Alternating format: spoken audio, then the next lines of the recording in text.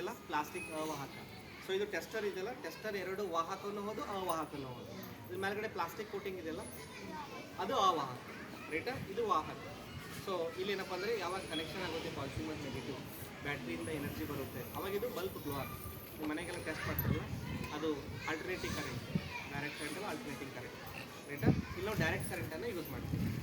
6ನೇ ತರಗತಿ ಕಲ್ತಿದ್ದಲ್ಲ ಬಲ ಮತ್ತು ಒತ್ತಡ, ರೈಟಾ? ಅವುಗಳನ್ನು ಸ್ವಲ್ಪ ನೋಡಿ.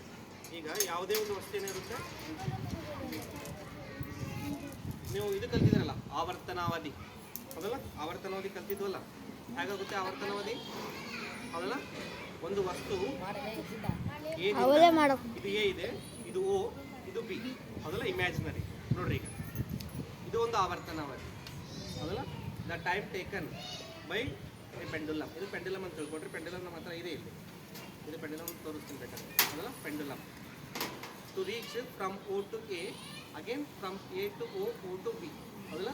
ಬಿ ಓ ಎ ಮತ್ತು ಎ ಓ ಬಿ. ಇದು ಒಂದು ಆವರ್ತನ ಚಲನೆ ಅಥವಾ ಆವರ್ತನ ಅವಧಿ ಇರುತ್ತೆ, ರೈಟಾ? 1, ಹೌದಲ್ಲ? 2, 3, 4, 5, 6, ಹೌದಲ್ಲ? ಈ ಥರ ನಾನು ಮಾಡ್ತೀವಿ. ಸಮಯವನ್ನು ಕೌಂಟ್ ಮಾಡ್ತೀವಿ ಮತ್ತು ಚಲನೆಯನ್ನು ಕೌಂಟ್ ಮಾಡ್ತೀವಿ, ಅದನ್ನು ಡಿವೈಡ್ ಮಾಡ್ತೀವಿ, ರೈಟಾ? ಇದನ್ನೇ ಪ್ರಚಲ ಶಕ್ತಿ ಮಾಡಿ ತೋರಿಸ್ಲಾ?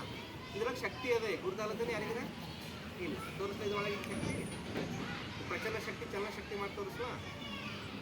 ಈಗ ನಾನು ಮಾಡಿದ್ದು ಪ್ರಚಲನ ಶಕ್ತಿ, ಸ್ಟೋರ್ಡ್ ಎನರ್ಜಿ. ಈಗ ಚಲನ ಶಕ್ತಿ ಆಗ್ತದೆ.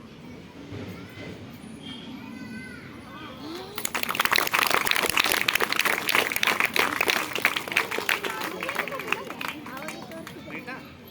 ಇನ್ನೊಂದು ನೋಡಿ, ಇದ್ರೊಳಗಡೆ ಶಕ್ತಿ ಪ್ರಚಲನ ಸ್ಟೋರ್ಡ್ ಎನರ್ಜಿ, ಇದ್ರೊಳಗೆ ಶಕ್ತಿ ಇದೆ, ನಮ್ಗೆ ಕಾಣೋದಿಲ್ಲ, ರೈಟಾ? ಮತ್ತೆ ಇಲ್ಲಿ ಆವರ್ತನಾವಧಿ ನೋಡ್ಬೋದು, ಹೌದಲ್ಲ?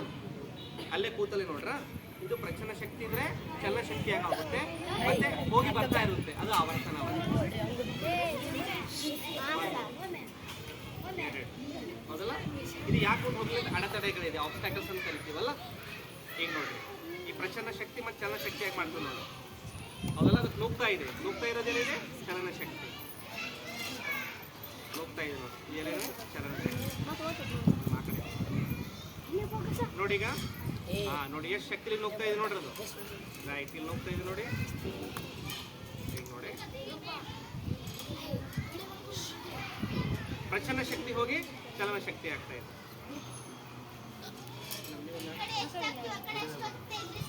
ನೀವು ಎಷ್ಟು ಬಲ ಹಾಕ್ತೀರಿ ಅಷ್ಟೇ ಅದು ವಸ್ತು ನೂಕುತ್ತೆ. ಪ್ರಚಲನ ಶಕ್ತಿ ಯಾವಾಗಲೂ ಚಲನ ಶಕ್ತಿ ಸಮ ಆಗಿರುತ್ತೆ.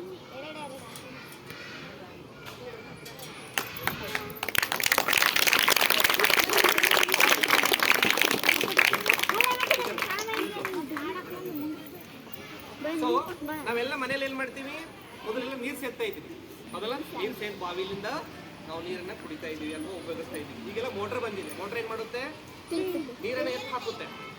ಅದು ಯಾಕೆ ಕೆಲಸ ಮಾಡುತ್ತೆ, ವಿದ್ಯುತ್ ಶಕ್ತಿಯನ್ನು ಏನು ಮಾಡ್ತೀವಿ ನಾವು ಯಾಂತ್ರಿಕ ಶಕ್ತಿಯಾಗಿ ಮಾಡ್ತೀವಿ, ರೈಟಾ? ಈಗ ನೋಡ್ರಿ, ಮೇಡಮ್ ಮಾಡ್ತಾ ಇರೋದು ಮೆಕ್ಯಾನಿಕಲ್ ಎನರ್ಜಿ.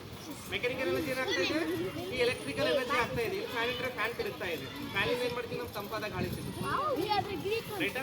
ಇಲ್ಲಿ ಯಾಕೆ ಕಾಣಿಸ್ತಾ ಇದೆ,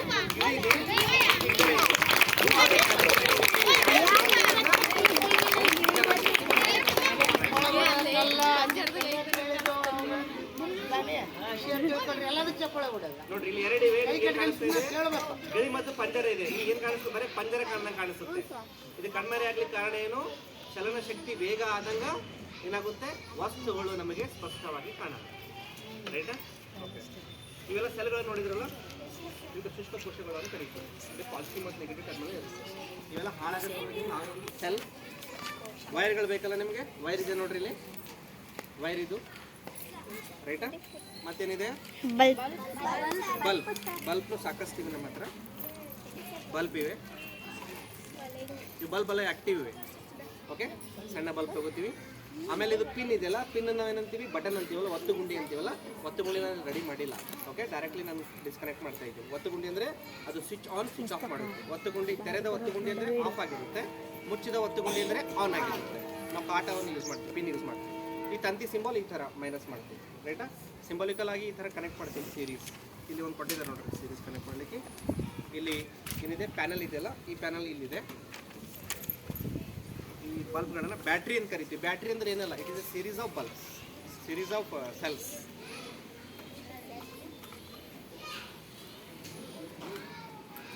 ಸೊ ಇವು ಆ್ಯಕ್ಟಿವ್ ಇದ್ದರೆ ನಾವು ಕನೆಕ್ಟ್ ಮಾಡ್ಬೋದು ಇವುಗಳನ್ನು. ಸೊ ಇವೆಲ್ಲ ಹಾಕಿನ ಒಳಗಡೆ ಇದ್ರ ಯೂಸ್ ಏನಿದೆ ಹೇಳ್ತೀನಿ ನಿಮಗೆ. ಸರ್ ಇವೆಲ್ಲ ಯಾಕೆ ಕೊಟ್ಟಿದ್ದಾರೆ ಅಂತಂದರೆ, ಈಗೆಲ್ಲ ಕನೆಕ್ಟ್ ಮಾಡಿಕೊಂಡು ವೈರ್ ಇದೆ. ಸೊ ವೈರಿಂದ ಕನೆಕ್ಟ್ ಮಾಡಿಕೊಂಡು ನಾವು ಯಾವುದು ಫ್ಯಾನ್ ಆಗಿರಲಿ ಅಥವಾ ಎಕ್ಸ್ಪೆರಿಮೆಂಟ್ಗಳಾಗಿರಲಿ ಎಲ್ಲಗಳನ್ನು ನಾವು ಮಾಡ್ಬೋದು. ಇವು ಸೆಲ್ ಹೋಗಿದ ಸಲುವಾಗಿ ನಮ್ಗೆ ಎಕ್ಸ್ಪೆರಿಮೆಂಟ್ ಮಾಡ್ಲಿಕ್ಕೆ ಆಗ್ತಾಯಿಲ್ಲ. ನಿಮಗೆ ಎಕ್ಸ್ಪೆರಿಮೆಂಟ್ ಯಾವುದಿದೆ ಅಂದರೆ, ಇದಕ್ಕೆ ಏನಂತೀವಿ ಬೀಕರ್ ಅಂತ ಕರಿತೀವಿ, ಪ್ರಣಾಳ ಅಂತ ಕರೀತಾರಲ್ಲ. ಇದ್ರ ಮೇಲೆಲ್ಲ 50 ml, 100 ml, 150 ml, 200 ml ಅಂತೀವಿ. ಅದೆಲ್ಲ ನಿಮ್ಮ ಮನೆಗೆ ನೀವು ತರುವಂಥ ಬಾಟ್ಲಿ ಏನಿದೆ 1000 ml ಇದೆ ಮೋಸ್ಟ್ಲಿ. 650 ml, 750 ml, 1000 ml ಇರುತ್ತೆ. ಅಂದರೆ ನೀವು ಪ್ರತಿಯೊಂದು ಸಾರಿ ಕುಡಿದಾಗ ಅಟ್ಲೀಸ್ಟ್ 50 ml ನೀರು ಕುಡಿತೀವಿ. ಅದೆಲ್ಲ 50 ml. ಸೊ ಇದು 100 ml ಬೀಕರ್. ಇಲ್ಲಿ ನಾವು 50 ml ದ್ರಾವಣ ಹಾಕ್ತೀವಿ. ಇನ್ನೊಂದು ಭಾಳ ಇಂಪಾರ್ಟೆಂಟ್, ಇದು ಕಾಪರ್ ಸಲ್ಫೇಟ್ ಅಂತ. ಕಾಪರ್ ಸಲ್ಫೇಟ್ ಅಂದರೆ ಇದೊಂದು ಮಿಶ್ರಣ ಇದೆ. ಇದರಿಂದ ಕಾಪರನ್ನು ಎಕ್ಸ್ಟ್ರಾಕ್ಟ್ ಮಾಡ್ತೀವಿ, ಹೊರಗಡೆ ತೆಗಿತೀವಿ. ಈ ತಾಮ್ರದ ಪ್ಲೇಟ್ಗಳನ್ನು ನಾವು ಒಳಗಡೆ ಇಟ್ಟು ಏನು ಮಾಡ್ತೀವಿ, ನೀರನ್ನು ಹಾಕಿ ಈ ತಂತಿಗಳ ಮುಖಾಂತರ ಏನೋ ಕರೆಂಟನ್ನು ಹಾಯಿಸಿದಾಗ ಇಲ್ಲಿರುವಂಥ ಕಾಪರ್ ಎಲ್ಲ ಇದ್ರ ಮೇಲೆ ಡಿಪಾಸಿಟ್ ಆಗ್ತದೆ. ಅದು ವಿದ್ಯುತ್ ಲೇಪನ ಅಂತ ಕರಿತೀವಿ. ವಿದ್ಯುತ್ ಲೇಪನ ವಸ್ತುಗಳು ನಾವು ಎಲ್ಲೆಲ್ಲಿ ಯೂಸ್ ಮಾಡ್ತೀವಿ? ಸೈಕಲ್ ಹ್ಯಾಂಡಲ್ಗಳಲ್ಲಿ ಯೂಸ್ ಮಾಡ್ತೀವಿ. ನಿಮ್ಮ ಶಾಲೆಯ ನಲ್ಲಿಗಳು ನೋಡಿರಿ, ನಲ್ಲಿಗಳಲ್ಲಿ ಯೂಸ್ ಮಾಡ್ತೀವಿ. ಮತ್ತು ಕಾರ್ ಹೊರಗಡೆ ಬಾರ್ಸ್ ಇರ್ತಾವೆ ಹ್ಯಾಂಡಲ್ಸಲ್ಲಿ ಯೂಸ್ ಮಾಡ್ತೀವಿ. ಯಾಕೆ ಯೂಸ್ ಮಾಡ್ತೀವಿ ಅಂದರೆ ಅವು ಸ್ಕ್ರ್ಯಾಚ್ ಆಗಲ್ಲ, ಅದೇ ಹಾಳಾಗಲ್ಲ, ರೈಟಾ? ಅವು ಏನಪ್ಪ ಅಂದರೆ ನಿಕ್ರೋಮ್,